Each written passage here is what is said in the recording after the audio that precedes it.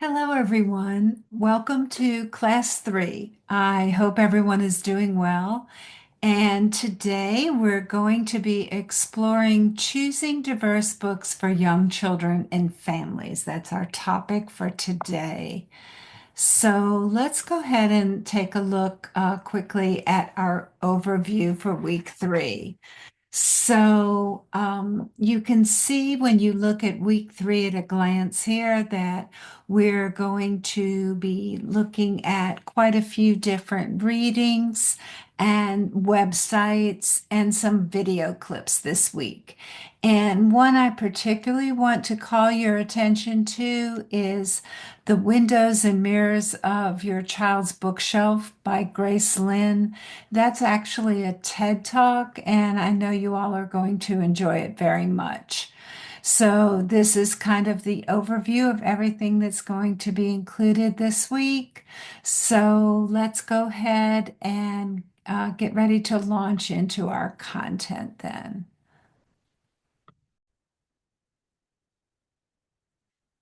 Okay, so now for our topic, we want to start by taking a look at what diversity actually means in regards to storytime programs and books. When we think about diversity, we often think of a few kind of surface characteristics. So, the traditional view of diversity is based on the idea of multiculturalism. And this includes considerations such as cultural differences in language traditions and considerations about food and clothing. And we also think of diverse views that might exist, such as differences in family or political beliefs and morals and values. And within this version of diversity, we also think of inclusion of people who have special needs and the adaptations that are made to help them participate. And all of these aspects of awareness are generally included when we think about diversity. They're all important things to consider. But in order to really broaden our understanding of diversity, we want to widen our view and include the concept of intraculturalism and interculturalism. And in order to choose meaningful and diverse books, we need to have that deeper understanding as the foundation. So when we talk about intraculturalism, we're talking about an exchange of meaningful messages between members of the same cultural group. So this would examine how different groups within a culture interact and understand each other. But conversely, when we talk about interculturalism, we're referring to the sharing and learning across different cultures. So once we have an understanding of both of those terms, we're able to plan more meaningful programs and choose the most appropriate books for the age of the children in our story times.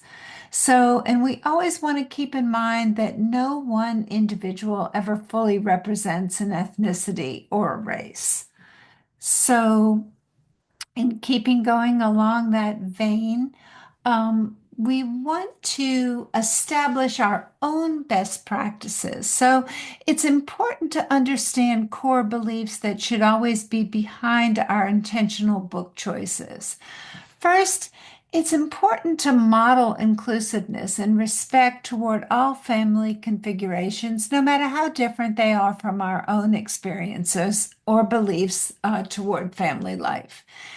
And next, we always want to avoid generalizing traditions or beliefs and practices and values of an individual or group.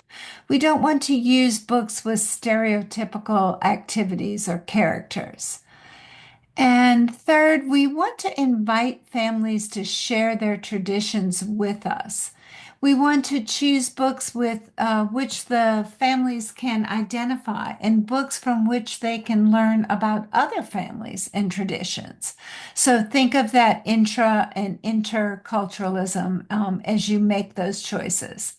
And lastly, we want to invite and welcome families with children who have special needs. And we want to choose books that include children of various needs, but we don't want to point out that the child has a special need or differs from the other children. So we want everyone, of course, to feel welcome in our programs.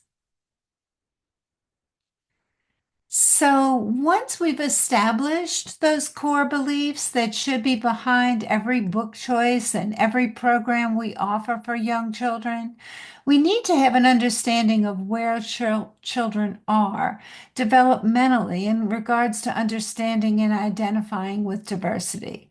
So we've talked about the different aspects of choosing high quality books for each age level, and these apply to choosing diverse books as well.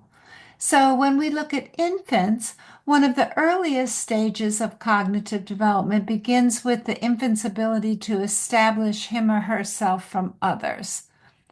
And then moving on, once the child becomes a toddler, he's able to correctly discern racial differences and is able to start understanding gender labels such as he or she. By the time the child becomes a preschooler or by age 4, she's usually able to begin to construct her own identity by noticing similarities and differences with others around her. So, after you've established your own core values and have an understanding of a child's development as it relates to the comprehension of diversity and culture, there's still a few pitfalls you may find yourself unintentionally drawn to. Um, you might find that you're drawn to traditional cultural books that were based solely on the general view of stereotypes of the culture. Many of these books may be classic books from your own childhood. You may also find yourself drawn to books that you identify with from your own personal ethnic practices. So it's important to remember that one's personal practices do not represent the practices of all people in an ethnic group. So kind of resist choosing books that are based solely on your own experiences. And lastly, when you choose books that may be in other languages, you may have children and families that speak the language that the book is written in. But if you yourself do not speak that language, you probably don't want to attempt to read it to the group. You may instead want to ask a parent or family member to read it and share it with the rest of the group. So, a great way to get the families involved. Now that you have an understanding of the intentionality and awareness that's needed in order to choose the most appropriate diverse books for your storytime program, let's take a look at a few guidelines for choosing diverse books. First, you want to choose books that include all kinds of diverse characters. We know that children's books can act as both mirrors and windows on the world, and you may have heard those terms before. Mirrors in that they can reflect on children's own lives, and windows in that they can give children a chance to learn about someone else's life.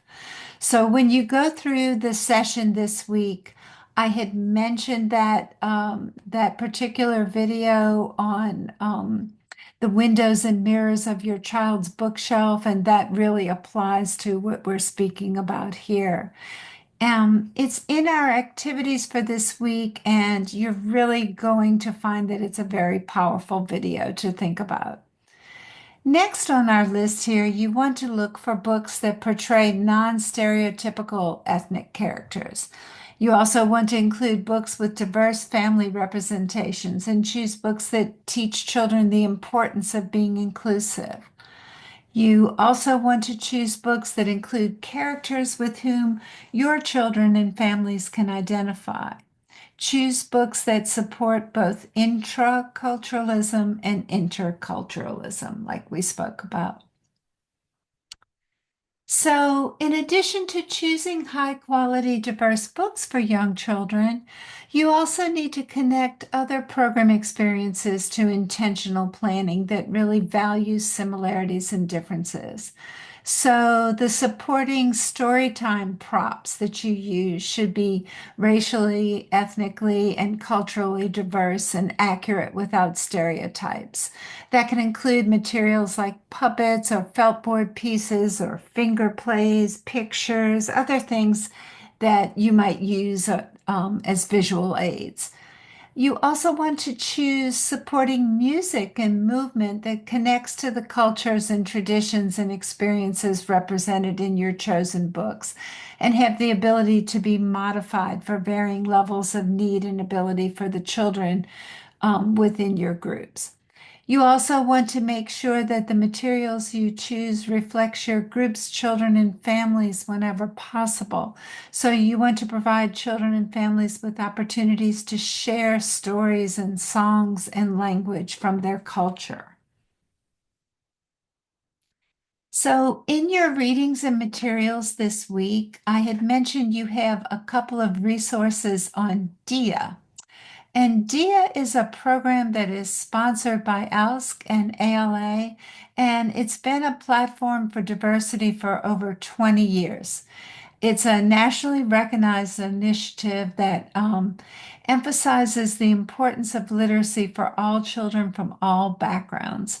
And it's a daily commitment to linking children and their families to diverse books and languages and cultures. There are several free printable resources in your links this week, including their book lists of diverse books for young children. So I encourage you to explore those and the DIA website as well. And this is another great resource for finding diverse books. Colorine, Colorado, and it's a bilingual site for educators and families of English language learners. And they just have a wealth of resources there. So if you look at that menu bar across the top, you can see some of the resources that will be provided. And the books and authors section has a searchable database of books and lots of great recommendations for books for very young children. And you can even kind of choose your audience here. So I pulled up the one for librarians. So they have resources specifically geared to librarians. Not that you may not want to view some of the other resources as well, but you can see one of those featured articles there is literacy strategies for librarians in diverse communities. So lots of great resources on this site. So that brings us to our assignment for this week. So this week, you're going to be accessing the Cooperative Children's Book Center using their advanced book search. And the Cooperative Children's Book Center's advanced books search will allow you to find books and add them to a little database we'll put together for our course. So the CCBC book search is sponsored by the University of Wisconsin-Madison. And when you search, there are several attributes you may choose from. You can pick an age range. So they have books for babies and then preschoolers. Those will probably be the two age ranges you're looking for. But they have others as well for future searches for you. And once you have searched and found two books, then you would click on where it would say add entry and add those to our database. So you'll enjoy using that book search. And then once you find your two entries, then this is what they'll be asking for as far as posting them. So you list the author, illustrator, the title, the type of book it is, a little brief description that you can type in there, the age range for your book, and then your name. And then finally, checking whether it's more of a representation for intracultural or intercultural purposes. So, and you see there where you would click save and then add another. And then once you have year two, you're done. And you will be able to see your colleagues' entries as well. So it'll be a kind of a database specific for our course. So I also wanted to give you a heads up that next week will be our final week, as you know, and your final project is outlined on the course site. And you're going to see that it's to complete two annotated bibliographies of picture books that are appropriate for use in two different storytime programs. One of 5 books for infants and toddlers, and the other will be 5 books for preschoolers aged 3 through 5. So once you look through all the requirements for that project, if your schedule permits and you have the time, you could begin working on it now. You've really had the course content you need to begin working on this. And not to worry because you're going to have an additional week even after the course ends to complete this and any other coursework that you may, need time to complete. But I just wanted to give you a heads up in case you wanted to begin working on it. So I hope everyone has a great week and I will see you again in session 4. And if any questions arise in the interim, please feel free always to email me or message me through the course site.